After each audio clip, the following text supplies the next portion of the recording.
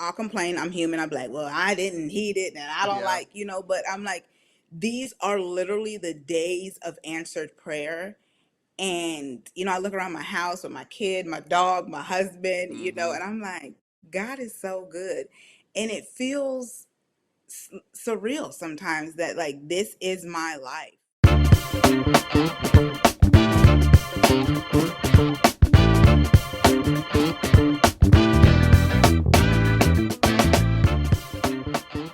Hey, what's up, everybody? It's your boy Tazz, and you are listening to the intro podcast, or you watching, whichever one you're doing. Look, I just appreciate you for doing it because you didn't have to come back.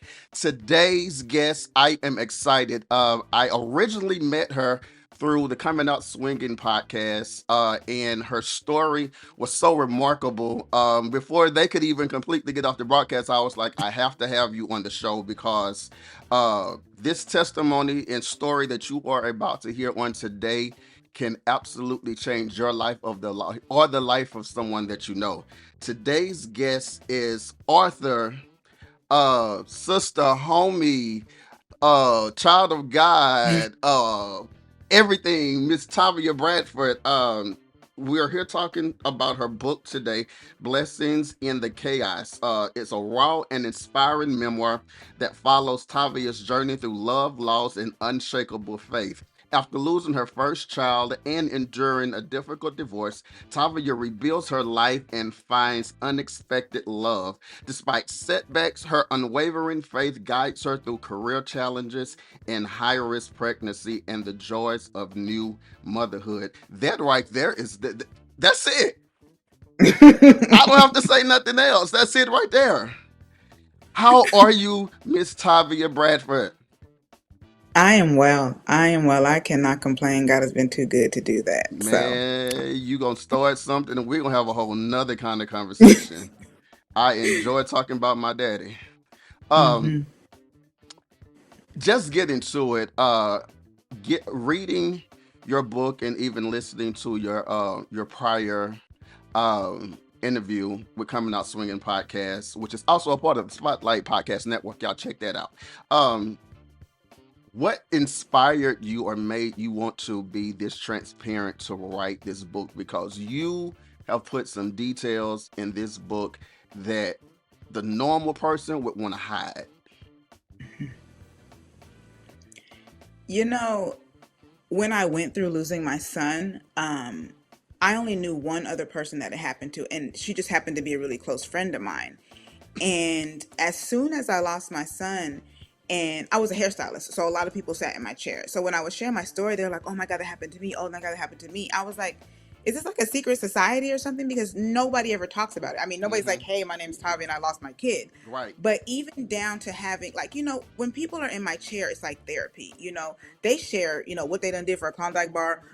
They share stuff about their husbands, but Mm-hmm. stuff that deep, like losing a child and like postpartum depression, stuff like that, people don't talk about. And so I'm like, that could have helped me. Like, Yeah. if somebody would have said something, even my own mama, she lost a kid before too, but it was nothing that she really talked about. Mm-hmm. So I said, I want to talk about that with women so that people know that it's you're not alone, and it's not just something that is just happens on a whim. It happens all the time. Yeah. People die in childbirth, so it's something that I'm like, what, I'm gonna be completely vulnerable. And I'm not good at being depressed anyways, and I'm not going to like a support group where they're like, let's Right. talk about. No, I'm like, what happened, how did you deal with it? I was screaming, I was mad at God. Like, I want the Mm-hmm. real deal so people can help, get through it. And I found a lot of people were mad at God, and that in turn divided them from him. Yeah. And I'm like, but if you have somebody to talk you through it, I mean, I was mad at God too, but it didn't divide me from him. Yeah. So if you have people that tell that part of the story and really get into being vulnerable and authentic, then I believe that can help anybody in any situation, whatever story it is.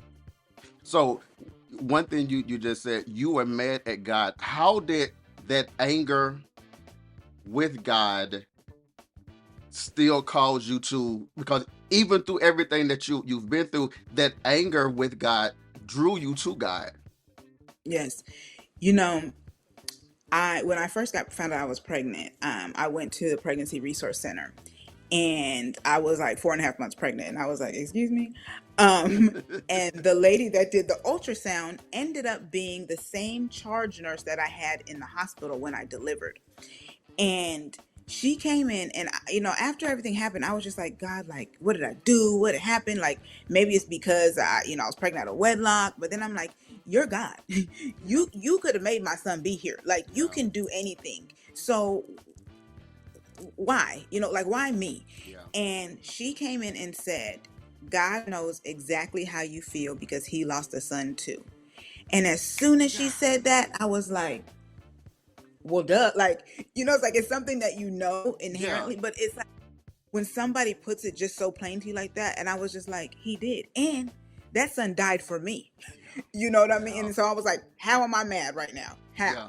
And so I just took that anger, and I was like, there's no possible way that I can be mad. And one word that really stuck out to me is sovereign. God is sovereign. Yes, he He can is. do whatever, whenever, however, Yes. but it all works for our good.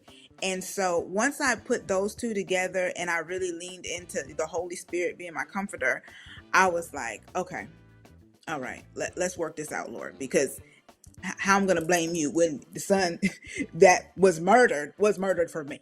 Yeah. I'm so intrigued by the story. I just jumped straight into it.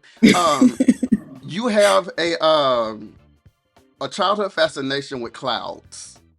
I do. How did clouds play a role in even the cover of the book or even within the book? So, like I said, I love clouds. Ever since I was a little girl, I was always to look up and like, oh my God, look at the clouds. And my grandma, she would pick me up from school, and take me to school and all those things. And so we would always look at the clouds. And she bought me this little grid that had different clouds on it. Mm-hmm. And so I would look up at the cloud and then move the grid to the cloud, and it would tell me like if it's a cumulus cloud or a nimbus cloud Oh or wow. stratus cloud or whatever cloud it was. And then that would in turn tell us the weather. So my grandma would be like, okay, does it look like it's gonna rain, or does it look like it's gonna do this? And we would always see, you look up at the cloud like, oh, it looks like an elephant, or it looks like a whatever. Yeah. And as I traveled the country, I noticed that clouds look different in different parts of the world. And and that always brings, because I'm a God girl, so everything always goes back to God for me. And Of course. I'm like, God, it's as simple as a cloud that you create every day is different than in California than it is in Puerto Rico. Mm-hmm. So like when I was in Puerto Rico, it looked like I could just touch them.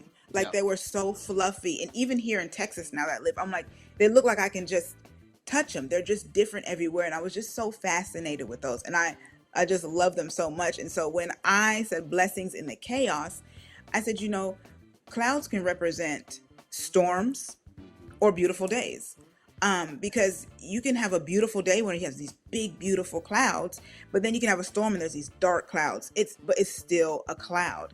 And I said, God is a God of the clouds over the storm and over the beautiful days. So I said, I want to somehow put that in my cover. And I was on Canva and I was like, I'm gonna get some clouds and I'm gonna do Yeah. some this. And then one of my best friends, Mike, I was like, he does audio engineer, he does everything. And I was like, I want to do it like this, and I want to incorporate this clouds in the background. I just don't know how. And so I sent him what I had, and then he kind of tweaked it, and that's how it came about. In your book, you lovingly dedicated this book to your mom. Could you share some of the life lessons that she imparted into you, and how you found a way, or if you found a way to put those lessons into the book? My mom, I joke. You see, I says to the world's okayest mom. Yes. That's our inside joke because I had bought her a cup one Mother's Day. I thought it was hilarious. That said to the world's okayest mom. So it's just been a continual joke. But my mom is an open book. She will tell me and my sister always be like, here she go telling all her business. If we're out somewhere. But even though I make fun of her for doing it, or even though sometimes I'm like, please don't be telling all your business, it has, instilled in me that it's okay to be vulnerable and it's okay to tell my story because it's my story. I don't have to be ashamed about anything that I did because the one who's going to judge me knows anyways. Yeah. God Yeah. knows. You know what I mean? So what else can somebody else do to me? And, my mom is, I always say, if at first you don't succeed, try again. Because she has Yes. been married 5 times. Okay. Okay. And she she was like, okay, next. That didn't work. Next, Yeah, you know. And I'm always, and people would look at me like, your mom's been married how many times? And I'm like, five. Like, in a normal world like that, you get a little judgment for that, you know what I mean? But definitely. I'm like, Elizabeth Taylor been married about 17, 18 times. Okay, That it's just part. because she got money, don't nobody say anything. Mm-hmm. But the things that my mom has always said to me is, be yourself. Don't let anybody tell you who you are. God tells you who you are. And coming from my mom, that means a lot, because she is not as outgoing as I am. She is not as like vibrant, and she always says, I wish, I was like that. I wish I was like that.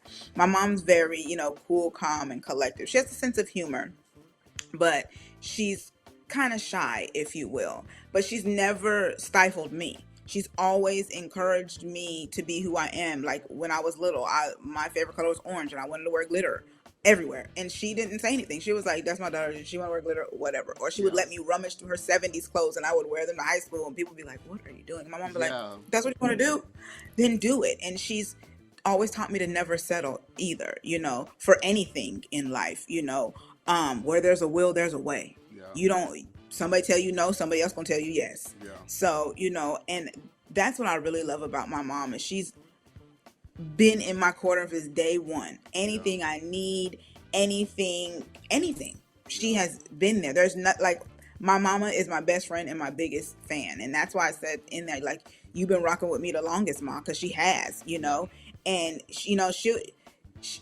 will tell me about myself, but there's plenty of times where she's just like, okay, that's you. And you got to understand that everybody doesn't think like you. mm-hmm. Everybody doesn't do things like you. And that's okay. So, but just continue to be you and keep going. And if something's wrong, I'm your mama, I'm going to tell you. Yeah. And then, and the Lord is going to tell you too. So just don't mind those people. And that's what I did. How Yes. did it feel growing up? Like, were were you always okay with having that element around you all the time? Just God is the focal point, regardless to what you doing or where you are. God is God. I always tell people I have the best of both worlds, because my grandparents are the one that took me to church. My mom was Okay. partying, but she didn't play with God at the same time. Yeah. She's like, even though I might not go all the time, you gonna go with your grandma and grandpa, Mm-hmm. because that's how she was raised. And there's parts of your life where you go through stuff, and but she still wanted to make sure that I had that. So to me, it was normal, Mm-hmm. when my grandpa was praying on his knees every night until he got on oxygen, when my grandma was singing hymns, when we had to go to vacation Bible school, whatever else that was open. If the church was open Monday through Friday, we was We there. were there Okay. Monday through Friday. Yes. Yeah, literally. And I always joke about that now. I'm like, sometimes I miss going to church every day, because, Yep. I'm like, I need it. I need something other than Sundays. But it didn't bother me. Yeah. It was strange to some of my friends, because there's things that I wouldn't do. Like, I wasn't cussing. I didn't, I wasn't having sex at a young age. I wasn't doing any of that. And they were just like, but I was like, well, I was told I wasn't supposed to. So I Yeah. just didn't. And because that's what we do in church. So I don't know. So it was always instilled in me, and it was, like I said, it was just normal. Yeah. So that's all I knew. Correct. And I think that it's a level of accountability that's missing too, Yes. because you can fool people behind the camera, Mm-hmm. but when you walk up in that church, you can't, because somebody will be like, if they get that Discernment. gift of discernment, Yes. they own you like, what is you doing? And you Mm-hmm. be like, you can't hide from that. Yeah. In this day and age, you can hide from anything. You can be whoever you want to be. Look at TikTok, look at Instagram. You Yes. can be whoever you want to be Yeah. and not have any real integrity or character. So, as you were speaking before, you were talking about the loss of your son. During that process, how long did it take you to allow yourself to become vulnerable to want to share that story? It was almost immediately, because I went to my 6 week checkup, and I had my makeup on, I had my coach bag, I had my little skirt, and my doctor was like, "Where are you going?" I was like, "I'm going to have sushi." I didn't have sushi for 9 months. And she started crying, and I was like, "Whoa, what's going on?" She goes, "I had a lady that the same thing happened to, and she just tried to kill herself." Mm-hmm. And I said, "Wow." I said, "Well, I don't do well at being depressed. Being like, let me cry one time, scream one time, get it out, and then I'm gonna move on. Yeah. Um, I found that talking about it helped. That was my therapy. Hmm. You know, there were times when I didn't want to. Like, I had a client one time, and her daughter had a baby, and she brought the baby in, and she just handed me the baby, and I was like, whoa. Mm, Whoa, whoa, whoa, hold yeah. on. And I was like, oh, thank you. And I had to go to the bathroom and gather myself because it just hit me like, Yeah. I don't have my son here, and I hadn't held a baby.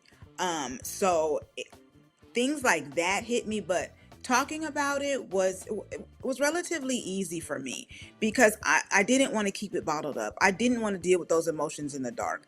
I didn't want to be depressed, and I didn't want to do like the whole woe is me thing.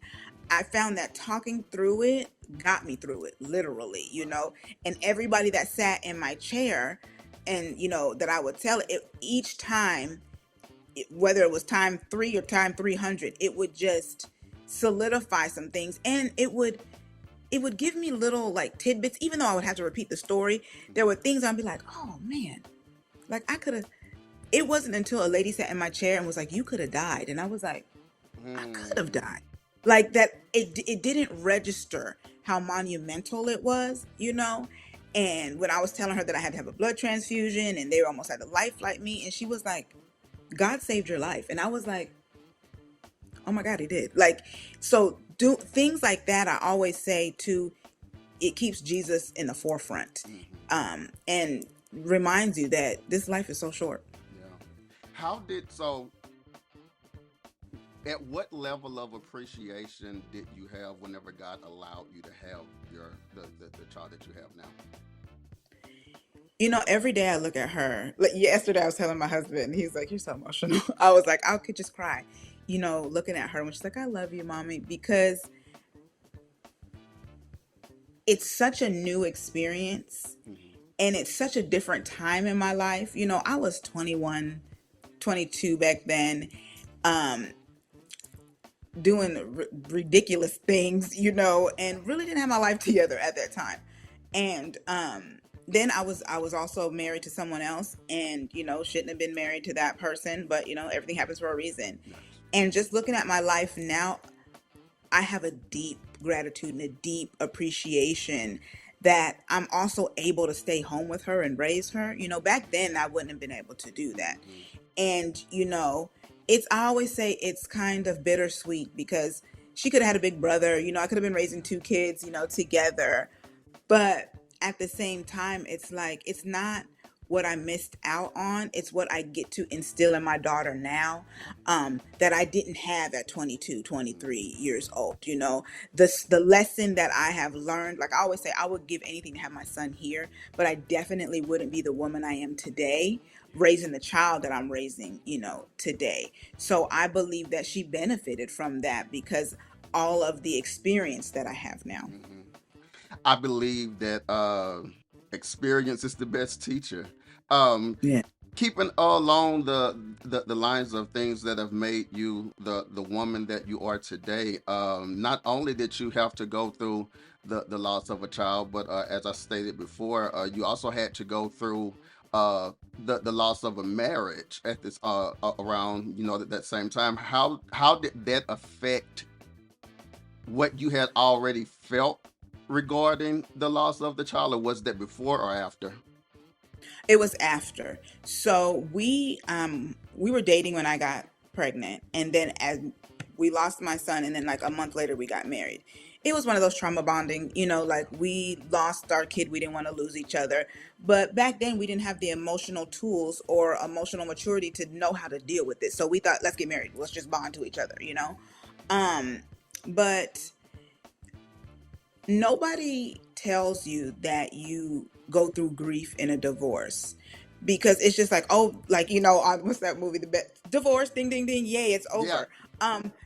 That's not really true because two become one, right? So when your two become one and then you separate, some of that stuff is that was that one is separated. So they're taking a piece of you with them and you're taking a piece of them with you, And it was hard because I just knew that no matter how bad it was or how good it was, nobody goes into a marriage think they're going to get a divorce. Okay, nobody. I don't care if it's day 2 that it goes sour. Day 1, you thought y'all was going to be together forever, and I did. He was my childhood sweetheart, um, high school sweetheart. We grew up together, so it was like that was my person at the time, and so grieving that loss, it was trying to navigate without him, and then without a piece of my son, because he was the one that gave me my son, and so it was tough, because I, like you said, it was like, okay, boom, I lost my son, and then a year later, boom, I'm a year or two later, I'm getting a divorce. It was like hit after hit, I felt, and we just couldn't support each other in the way we needed to, because we didn't know any better. And I now see, and I thought like it don't even affect him. He's just, but I now see that he just didn't know how to grieve. We were grieving differently. And now that, it and how it affected him, he called me years later and apologized and was just like, I had to go to therapy, because he was like, there was just some things that was building up in me, and they told me to make a list of people to apologize to, and you were at the first in my list. He said, because I don't feel like I was there for you the way I needed to be when we lost our son. And I was like, well, you didn't know how, and I apologize for not being there for you. But that grief is different, because the person's not dead. Yeah. They're still there. You know what I mean? And if you have kids, you got to see them. I mean, thankfully, I didn't really have to deal with him, but it's hard, because that they're moving on with their life, and it really was hard for me when I found out a year later he got somebody pregnant. And I was like, all right, God, you better talk to me, Yeah. because here I am. I'm living my life for you. He's not. Why does he get to have a kid? Mm-hmm. Why? Explain. I need some context, because I'm about to lose it, Yeah. And, I had to really sit with that, and I had to wrestle with that, because I was like, that's not fair. Yeah. And I was like, I want to, when he told me, he knew that he didn't have to tell me, but he did. Mm-hmm. And he knew it would be hard for me. And I was like, I want to see what the child looks like, because I want to see if he looked like my kid. Like, I went through this whole thing, and, God really sat me down and was like, you got to learn you, it needs to be just me and you for a while, and you don't know, just because kids are a blessing, yes, but you don't know the situation behind that. And you don't know what's going to happen with that. And do you want to be stuck with that? And so once I got those things, I'm like, okay, Lord, okay, I see you. But that was hard. In the process of both of those, did you ever reach a point of feeling unworthy? And if so, what did it take you to get to feeling worthy? Feeling unworthy, I would say yes, because it was like, well, why didn't I get to keep my kid? Why did my marriage not work out? Why did he get to go have kids? Why is he in a relationship? Like, what's wrong with me? Let's figure that out. And that was one of the reasons why I was single for 8 years. It was just me and Jesus. I was like, I don't even want to look at men, because I need to figure out if I'm the Tavia that I created, or the Tavia that God created. And in that season is where I figured out I've always been kind of keen on who I was, but I was standing 10 toes down in who God created me to be in those seasons, because it was a lot. I had to learn that I didn't love unconditionally. I had to learn that I had stipulations that I didn't need to. I had to learn that my smart mouth, I need to bring back. I had to learn that I wasn't the man in the marriage. I had to learn a lot of things in order to find that when I do get married again, I want it to last. You know what I'm saying? And so in that process, I think that's where I found my worthiness. That's where I found like, no, I'm okay. No, it's okay to have standards. No, you're this. No, you're a child of God. And so in those 8 years, all of that, that's where I found that. And you found it, and it empowered you to try love again. How did it feel to try love all over again? Man, that was the scariest thing I've ever done in my life. Because I was like, no, like, you not finna play me. Like, what you not gonna do is. That's where I was coming from. And I was a self-sabotager. I would mess it up in a minute, because I'm like, no, I don't like, he got on white shoes, I'm not doing it. Oh, no, and my best friend, I was my best friend and the Holy Spirit were always like, what is wrong with you? Like, relax. You ain't got to check everybody all the time. Yeah. Like, like you it's okay. And then I had to learn, I was going through therapy at the time, and she said people are gonna disappoint you. Like, that's gonna happen. Yeah. And even though that, it was like a light that went off. I'm like, They're like, and in love, you're gonna be hurt. It doesn't mean that it's gonna be intentional. Now, there's a difference between intentional and unintentional. You're two different people trying to come together, trying to figure out each other's stuff. He got trauma, you got trauma. You gotta try to work it out. And I said, okay, all right, And I always say, like I told my husband, I said, if it wasn't for my therapist, I don't know if we would make it, because she had to literally, I was like, she was my relationship coach. I'd be like, okay, now he did this, what should I do? Because this is what I want to do.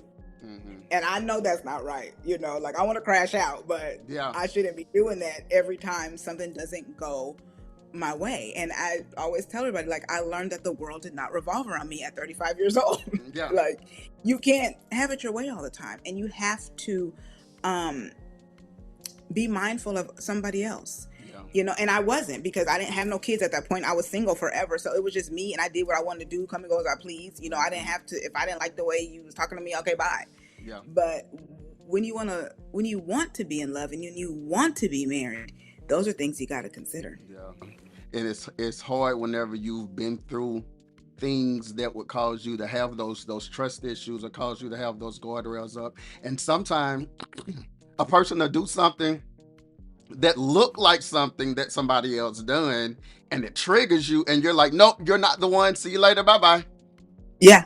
I was talking to a friend of mine, and she was saying the same thing. She's like, she's been single. She had a really rough divorce, and she was like, no. Like, and now she's like, okay, I want to date. She's like, but now I'm just looking at people like, no, I don't like that. No, I don't like that. She's like, and ooh, you look like him. Oh no.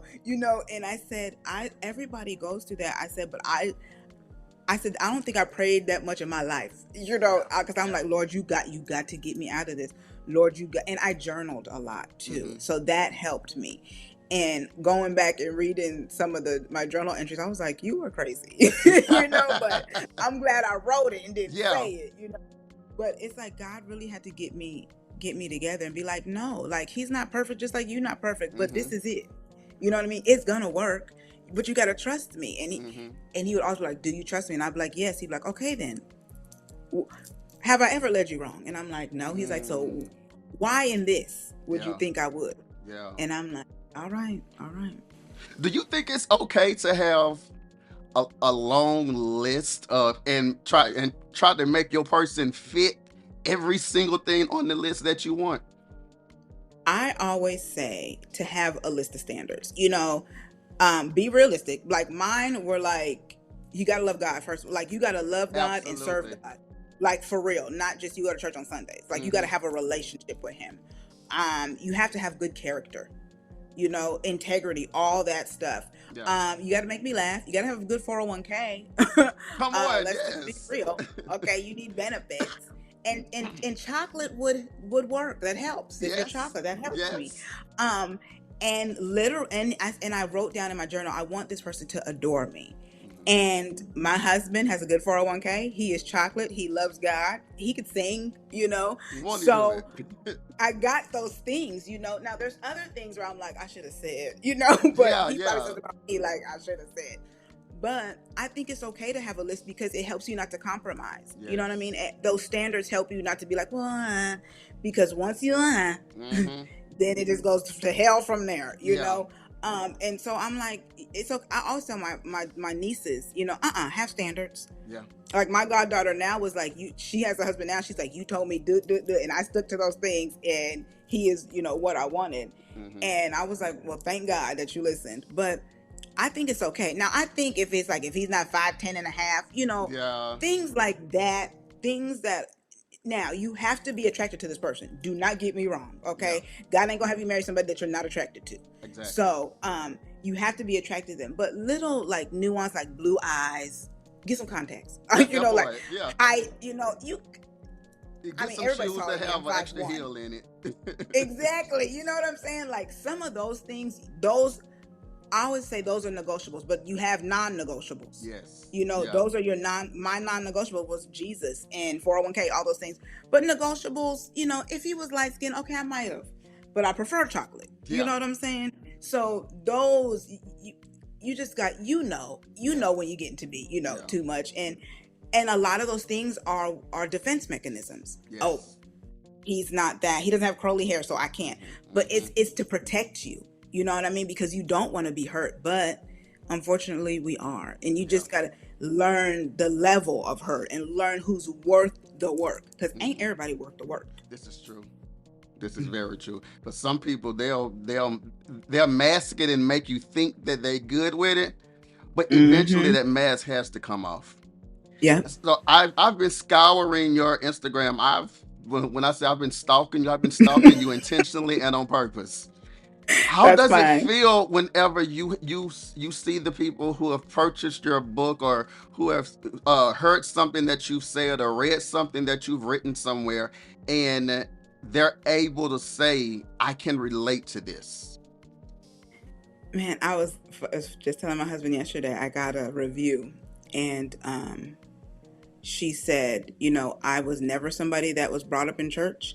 I didn't even know if God was real. I thought maybe it was a maybe. She was like, but after reading your book, I'm starting to look at things differently. And I was just like, God, you're so good. Like, because I wrote the book with, if one person could just get something out of it, then I will be fine. That will be my reward. Yeah. And so seeing that multiple people, and they're like, it's almost like, okay, like, don't tell me, like, Yeah. I don't feel worthy of it. And it's crazy to me, because to be honest, I didn't really think that my story was that deep or powerful. Mm-hmm. I didn't think I really went through a lot.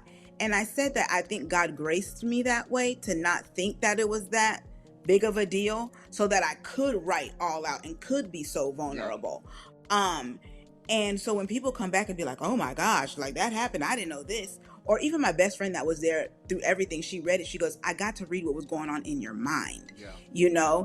And it feels good, but at the same time, it feels surreal, because it's like, wow, God, like you entrusted me, Yeah. and me, I wild out. Like, Yeah. you entrusted me to carry this story, to give it to the world, and then to share you, like to be your representative. And sometimes I don't be representing you well, but Yes. with this, I can honestly say I feel like I did, and not to toot my own horn, but just from the feedback I get in, and when I'm in my prayer time, it's like, no, I can say I did this well, and that I made my daddy proud, and Yeah. that's everything to me. Yeah. Have you considered this ministry? I haven't considered it ministry until my husband said, this is your ministry. Some people, just like the lady that left the review that's was saying she had been dealing with not believing that there was a God. There are some people who will read a book before they go inside the church. So Mm-hmm, God has to mm-hmm. hide he has to hide the peel in the food. Yeah. So with you, it's like he's using you as a conduit to like make sure that I reach people who won't necessarily come to me. I believe Mm-hmm. that this is probably the thing that God, like you said at the beginning, you had to go through something, because there are people who are going through things that don't know there's a way out. Yeah, thank you. It's funny, a friend of mine lost her father, and she ended up buying my book, and she read it, and she was like, being in my grief right now and reading that you can come out on the other side, and how you dealing with it, and how I don't have to feel like, oh my God, when is this going to end? Because it kind of never does. But knowing that I can have the tools to deal with it, that just really helps. And I was like, grief is like, I'm just thinking of it as a point of view as losing a child. So I'm Yeah. thinking I'm just going to reach people that lost a child, not in different areas of grief, but grief is grief, Mm-hmm. And so hearing that is just, it's mind blowing, Yeah. mind blowing every time. Absolutely. Having three distinct father figures is unique. How did each of them influence your outlook on family, relationships, and identity? Man, growing up with three daddies, is funny, because I got a little bit of all of them. Mm-hmm. And I remember when I was younger and talking to this guy and he was trying to run some game. I said, let me tell you something. You can't play a player number one, Yeah. okay? And number two, I got 3 daddies. So Yeah. I got all the game that they've given me all the game, okay? So there's nothing that you finna do that's new to me. My stepdad, I call him daddy. He raised me since I was 2 years old. He is the one that's my dad. Because he was there in the home with me. Mm-hmm. And he is from New York, true New Yorker, loud, outgoing. Like my husband was like, "Is he yelling? Is he okay?" I'm like, "That's just the way he talks." I'm like, "That's just the way he talks." He's like, "Every time you're on the phone, I think y'all arguing," and I'm like, "That's just the way we talk." Yeah. But he is the hustler. He's the one that's like, "Where don't let nobody tell you no." Mm-hmm. Nobody can tell you no. If you want to do it, you can do it. Yeah. And he was always like, don't depend on nobody but me, of course. Mm-hmm. And he was like, you can do it. He is very gung-ho about independence.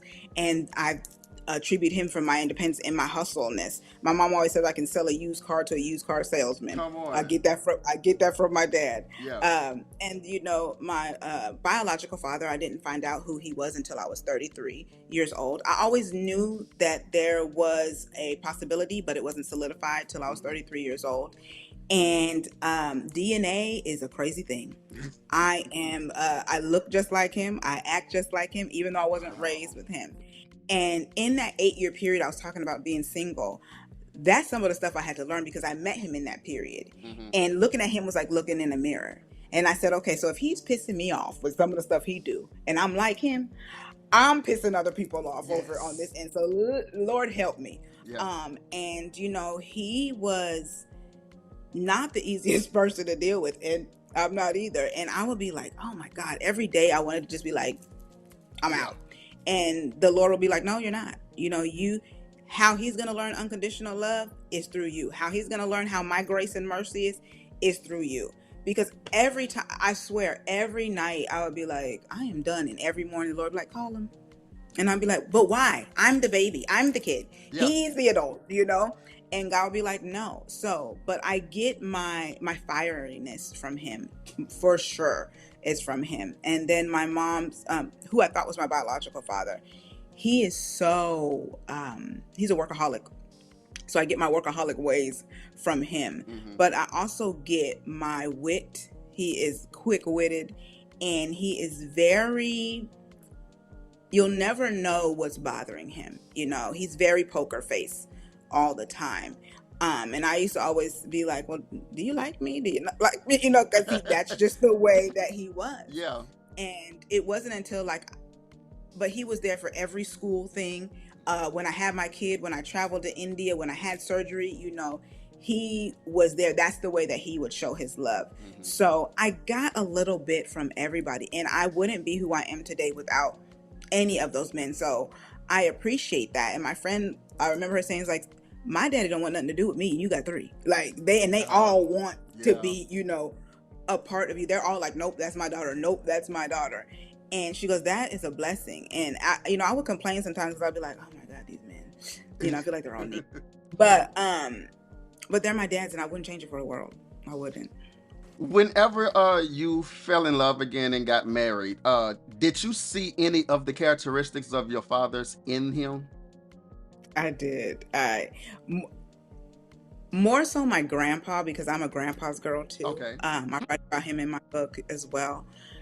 He's very... I think I always say that's where my love of chocolate men come from, because my grandpa was chocolate. Okay. My husband is very quiet, very patient.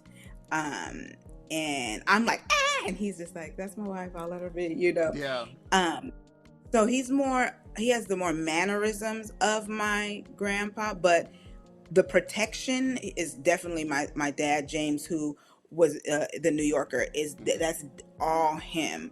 The kind of poker face is Ken, and then the way that he'll buck back up at me if needed. That would be the fiery part. So there are things in there, and it's always funny. It's like, you marry your mom, you marry your dad, and when I look at my husband now, I'm like, I did, but I always say he got a little bit of my mom too. So it's funny, That's amazing.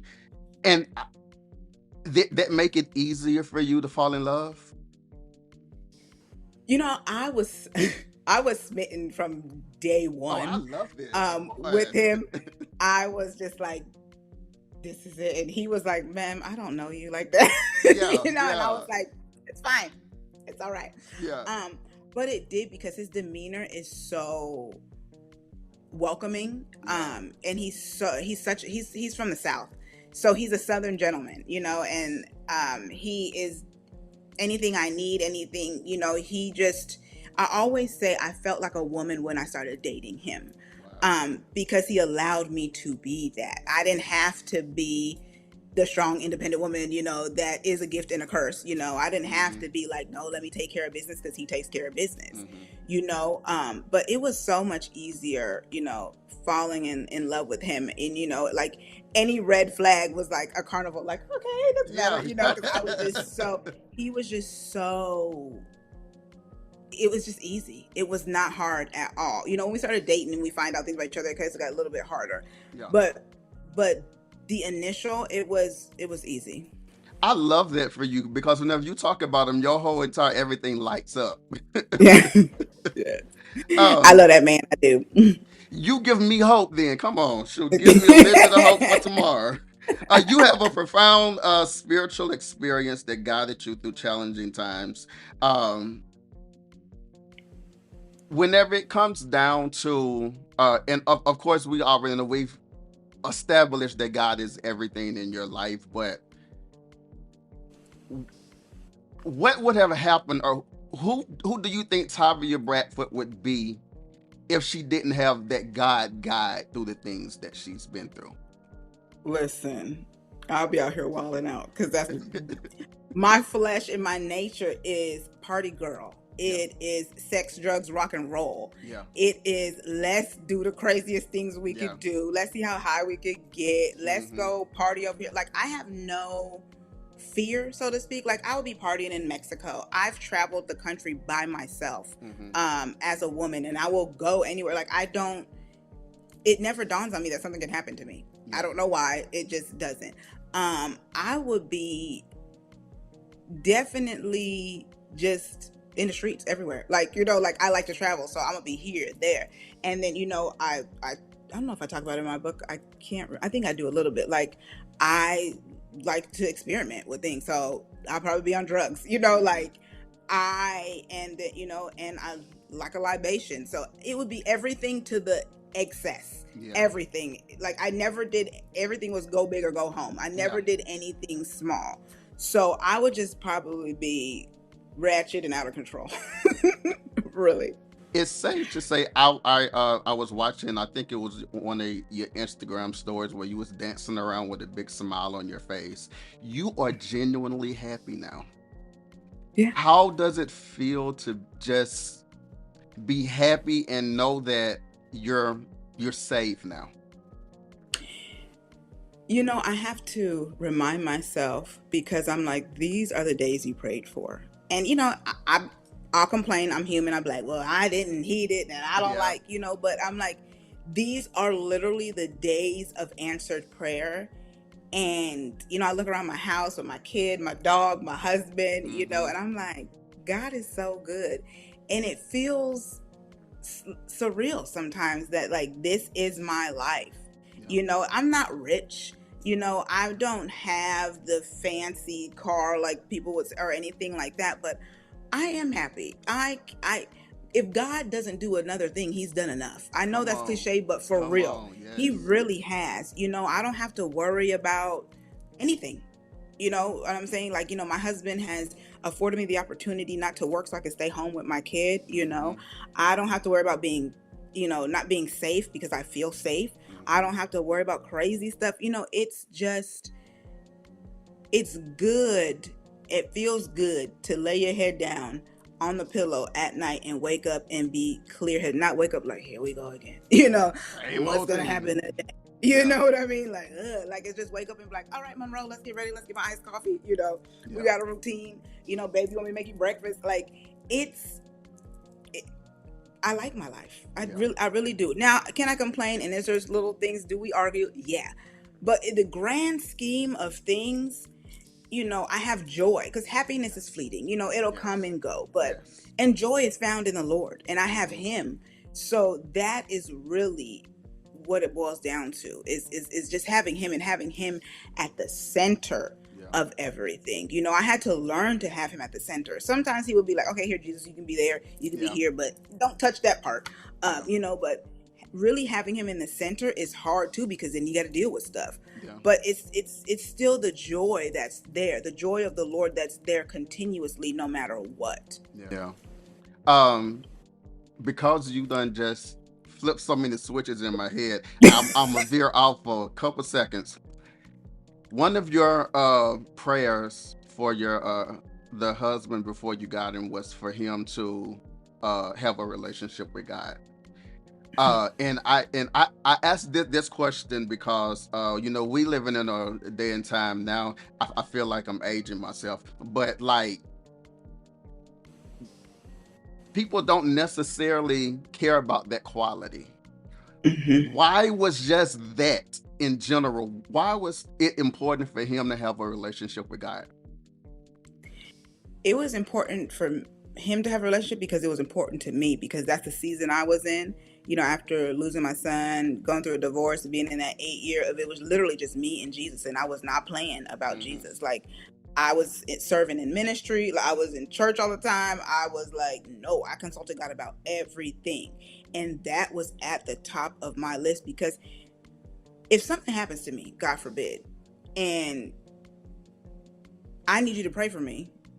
What Oh what yes, you gonna, if you yes, don't know how to pray, if you don't got a relationship, how are you helping me? yeah, You can give me money, great. You could pay a bill, hmm, great. But how are you gonna help me spiritually? yeah, If if I'm in spiritual warfare, if I'm at a job and it's spiritual warfare going on, and I need somebody to help pray for me, and you the closest person to me, and you don't know how to do that, what's yeah, gonna happen? yeah. And then, I mean, and if you really, truth be told, they will bring you down most of the time rather than you bring them up, True. because then you focus on so much of, I got to get them to be this, I got to get them to do that, I'm gonna make him go to church, I'm gonna make him do this. Hmm. Like, I don't want to be making you do any of that. Yeah. I'm at a point, and I was, how old was I when 35, and I was like, ain't nobody got time for that. We either doing this or not. Hmm. Yeah. Like, you love God or not. And if you don't, then you're just not for me. You could be a great person, but you're just not for me, because Yeah. I need to know where you're rooted in. Because when stuff go wrong, I need to know that you ain't gonna go astray, because you Absolutely. don't got God, because you're not accountable to only me, but to God. Absolutely. So I want to know that you don't want to, you fear God, and you don't want to disappoint God, Hmm. because I'm just a human. You can do whatever you want to me, but if you have somebody else that you are accountable to, God, then it's less likely that you're gonna do some crazy stuff. I'm not saying that you won't, but it's less likely. You know what I'm Hmm. saying? And then if it does happen, we know who we can both count on. Yeah. You know what I'm saying? Yeah. Like, we know that we're not going to just, I want a divorce now because you did this or I did that. Yeah. You know what I mean? Like, no, we're accountable to God, and we made a vow in the eye, in front of God, that we was going to go through thick and thin. Hmm. So that to me meant a lot. Um, what is the one thing that you want people to take away from reading this book? My big thing is authenticity. Just be your authentic self, because God cannot bless who you pretend to be. He Come can on. only bless who He's made you to be. And my call to action is to just look back over your life. In the worst cases, scenarios, in the worst part of your life, you're on the other side of that now. And that's only because of one thing: God has kept you in the chaos. And there was blessings and nuggets in that stuff that you would have never found out, that you would have never hold on to, that would have never developed your character like it did had you not gone through. So to always be, it's very easy to forget what God has done. Yeah. Very easy. God can bless you yesterday and you forget today. Hmm. But to always be mindful of that, because that's what's really going to push you and keep you going forward. And to just cast all your cares on Him for real. Because it's when we keep picking it back up, Hmm. is when we make stuff worse. Yeah. But with Him, it's so much easier, with him. Now, I'm not saying being a Christian is easy, because it is not, because you have to lay down yourself. Like, I literally have it tattooed on me, deny yourself daily, Yeah. because you have to do that. But, just be authentic, look for the blessings in the chaos, and let God do the work. Let him Yeah. do it, because you can't go wrong. So you can go to my website at www.taviab.com, and it gives you a list of who I am, all my socials, and you can purchase my book there. I am also author Tavia B on Instagram and TikTok. So hit What me do up. we have coming up in the future? Do you have anything? So this weekend, actually, I am a vendor at a book festival. It's my birthday tomorrow, and my husband's like, "What do you want to do?" I was like, "I want to go sell my book." So That I boy, will be, yes. yes, I will be at the Copperfield 11th Annual Book Festival this weekend, and next, when is it? I just did. I was a speaker at a conference for my first lady. She had a conference called Radiance, and they did video interviews, and I got to do that. Next up is I want to start a community. Well, it's on my website. It's called Healing Mamas. Mm-hmm. And it's basically healing mamas, mamas healing mamas. And it's a community for women that have infertility or pregnancy loss, things like that. So that it's not just your traditional support group, come talk about your feelings, light a candle, woo woo, go home. Yeah. No, it's take me step by step. What did you do? What was in your journal? What did you say? To help you to process this, not get through it, because it's something that you don't get through, Yeah. but to process it. And it's even open to grandmoms or moms that don't know how to support their loved ones, because I found that too, is people don't know what to say sometimes, and they just say random things, and they mean well, but some of those things, that's not what we want to hear. Like, oh, you can have another baby. I know that, but I want my baby now. Right now, yeah. So that is the next big thing for me. Well, I am looking forward to hearing about it and bringing you right back on to talk about it. And if there's anything that we can do in the process to make that happen, we're going to make it happen. I forgot to mention bestsellers list. How did it feel when you hit it? It was crazy, because it was a little glitch. Like, I had, so with one particular hub that you sell your book from, I wasn't able to make their bestsellers list, because I didn't know that I couldn't make my cover on Canva. I didn't know that. And so I was really bummed. I'm like, dang, I'm not gonna be able to be on this one. But blessing in disguise is when I sold the book myself, because I usually do it through my website. Not only do you make more money, because I don't have to give them Overhead a and all of portion, that. but I have more control over what I do. And so with that control, I was able to make the Ingram Spark bestseller, with doing all of these, and rather quickly. And I was like, oh my God, I'm number 5. Like, oh my God. I was like, how did it happen? But it was a blessing that I didn't get one of those and got to this. And so when I hit it, I was like, my publisher was like, I told you. And I was like, because she read the book too, and she ended up giving it to her niece that had some pregnancy loss, and she was like, oh my God, she was like, I read them because I'm supposed to. She was like, but this is good for real. And sometimes I think people are like patronizing me, like, oh, it's good, but to see that and have that accomplishment, it was like, put some respect on my name, okay? That part, I just want to say thank you. Thank you for allowing me to share my story. I don't take it lightly. You could have anybody on here. And I just want to say all glory to God, and keep doing what you're doing, because you're helping us to get our stories out. So thank you. Ladies and gentlemen, it's your boy Tazz. You are listening to or watching the Intro Podcast. I'm joined with, she's invited to the Sunday dinner, so this is my sister, the one and only Miss Tavia Bradford, the author of Blessing in the Chaos. I need you guys to go to her website and purchase this book. Purchase it for you, your mom, your aunties, your girlfriend, your side chick. Just purchase the book, because everybody needs to know what is in this book. Of course, you'll see the information at the bottom where you can do all of that. And it's going to be on all of our social media.